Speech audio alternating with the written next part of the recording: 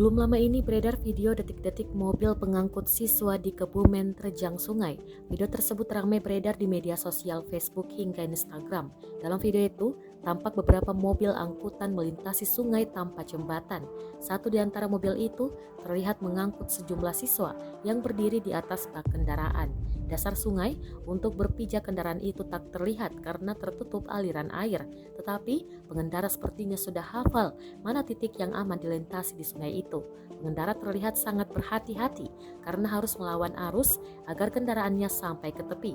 Saat berjalan, bodi mobil itu tampak bergoyang karena permukaan dasar sungai yang tidak rata dan berbatu.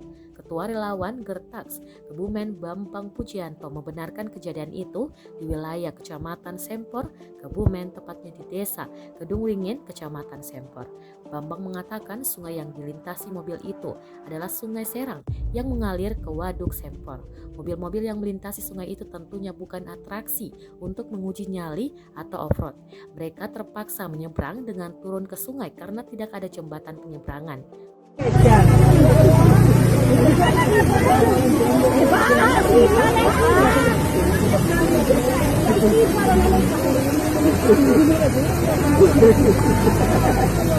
Cepat dong, lu deh. Malu deh. Jadi video sah.